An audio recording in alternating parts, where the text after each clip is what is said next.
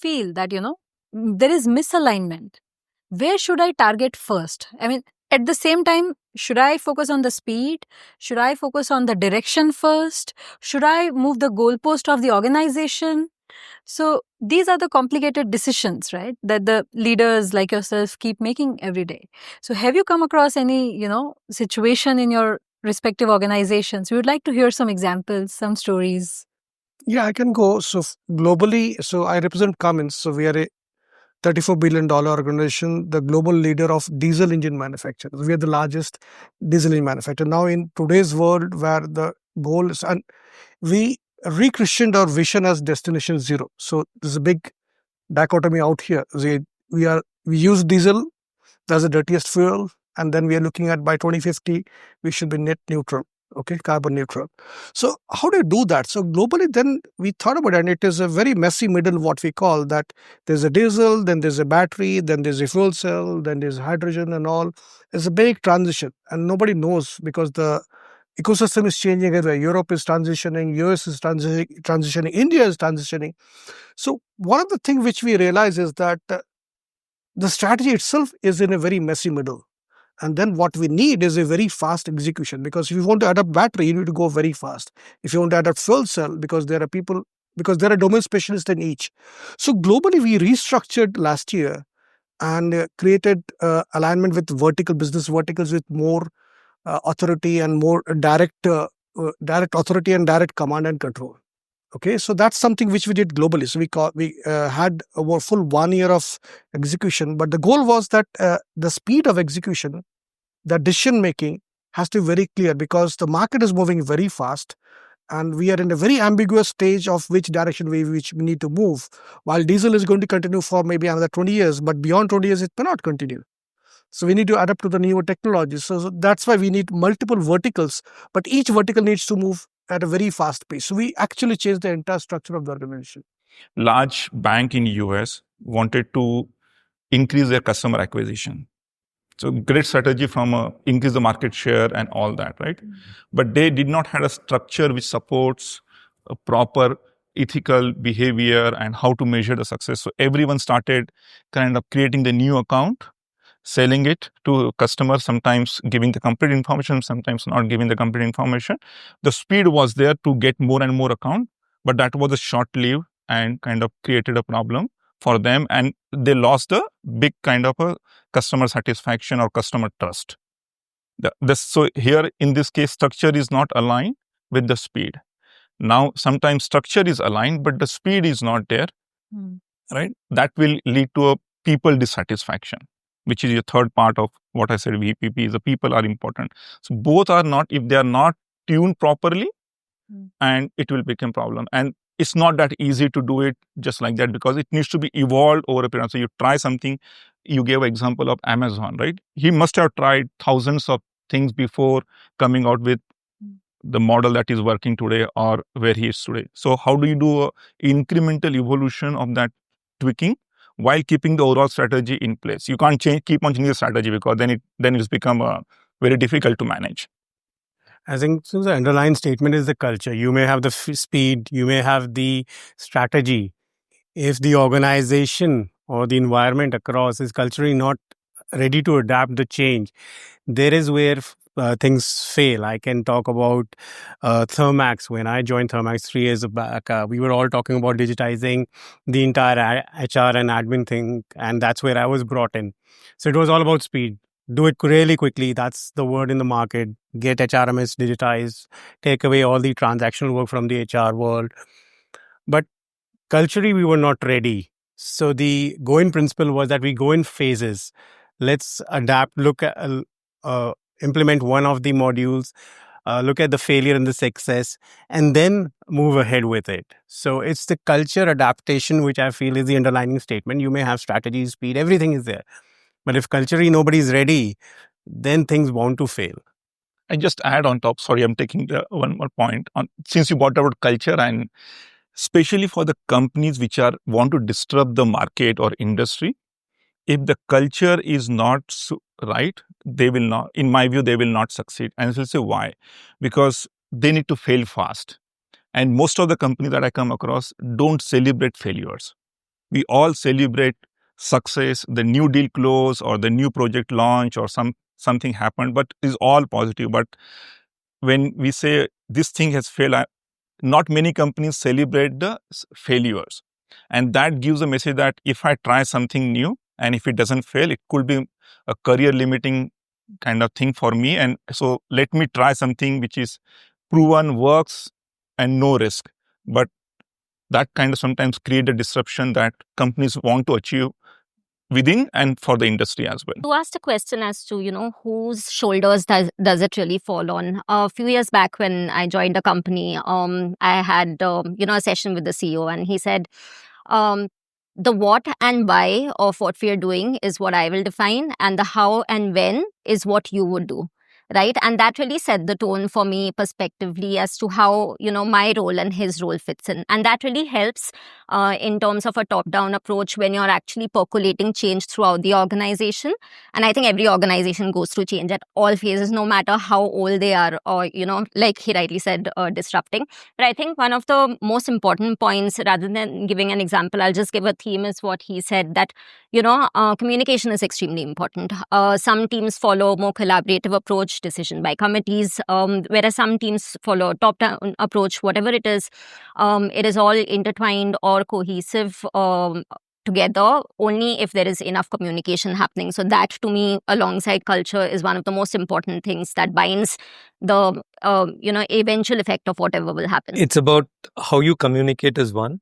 Second thing is also identifying which are the loose links. Either you correct it or take it off. There are decision points that you should take and take it fast. Like trying new things, fail fast, and scuttle it is similarly, even people decisions have to be taken. Especially what happens in an organization which is old, say 20, 30 years, people there for 10, 20 years. Their mindset is into some ways, right? And there is also conflicts within, because it's a competitive world within the organization. So here comes up, there's a new challenge to the organization. Not everybody is going to fall in place. Some of them are just not going to. So you need to communicate, try to see whether I can change it or take a call. Like, for instance, a small thing which in my early part of my career, the first job when I took in AstraZeneca, the first thing was to implement Oracle. Okay. So we had about 60 odd people who are involved in that project because it's across the board, ERP to be implemented. So what did I do? It failed actually. Before I joined, it failed. So when I joined, this was the first job given to me. So first thing I said to my CEO, if you give me peanuts, you'll get monkeys. So first I changed because earlier it was all L1 based. So you go to the market, you get the consultant who's L1, then that's what you'll get. Second thing is about the project itself where people are involved. I call the project integration. I said it's integration of mind. That's what it is. If our minds are together, we can make it happen. And we did it in 3 months flat. We made that project. And whilst doing that, I had a lot of decision points to be taken. I had to take one of the guys in finance. I had a guy who was in receivables. I found him to be, not aligning it. So I just I told him, you need to align. Gave him a couple of weeks. Then I said, no, please move on. And I brought in another person. So we need to take those decisions. And even now, when I look at my organization, we are on a path of, we call it 3x growth. Okay. In 3 years, we need to grow 3 times. Market is growing at 8%. We need to go 33% per annum if we want to achieve what we want to achieve. So in that case, the CEO has to take certain decisions. And there are hard decisions to be taken, and we are taking. And the cultural change, it's easy to say cultural change. It's not easy. Yeah. 3 years we are on the job. Still, we are struggling on certain aspects of it. So it takes time. Culture takes time. That's the thing. So it's about taking decisions and ensuring that we stick to our goals, but at the same time, take those decisions that are to be taken at the right time. One thing is, where is it coming from? Right? What is the point of origination? Point of origination is change. Now, if we look at it from the point of view as to, for my business, what are my parameters that can drive a change? Now, what every enterprise does, enterprise is either selling products or services. So there are few direct parameters linked to an enterprise, right? As to what do you consume, what do you produce or make, right? Who do you sell it to, where do you sell, and how do you sell, right? All these are, let's say, a very limited parameters at play. Now, then you apply it into today's era, which is changing every day. Great example would be the trade.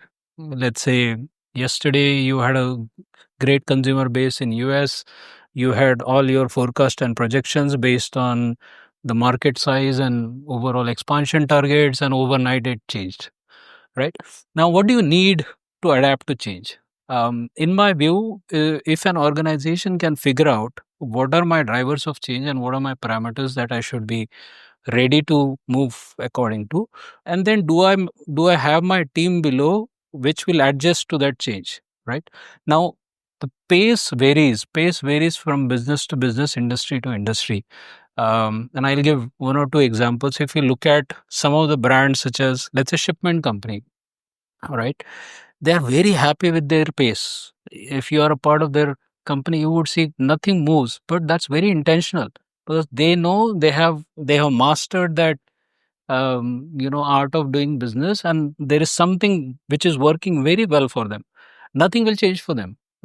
For the customer facing, it might change. They will give you transparency of where my package is and all that, but the fundamentals of shipment is working beautifully well. They won't disturb it.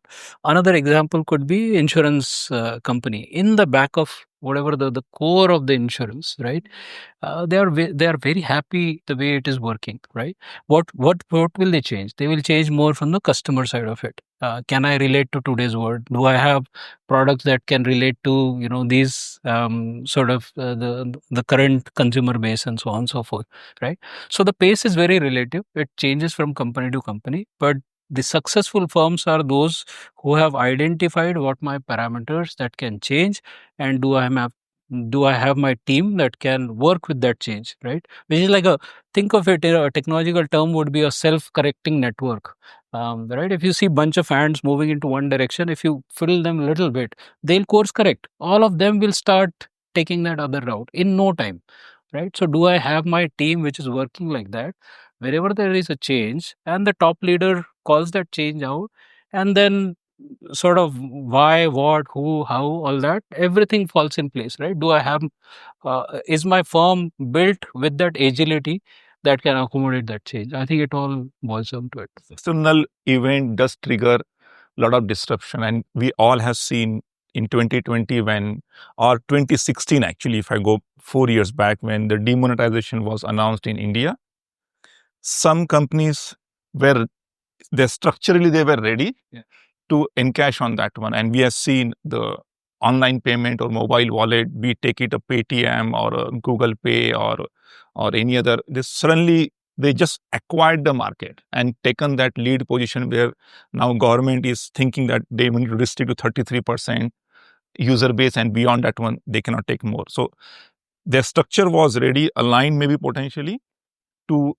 take that kind of a speed, or execute at that kind of a speed. And when the market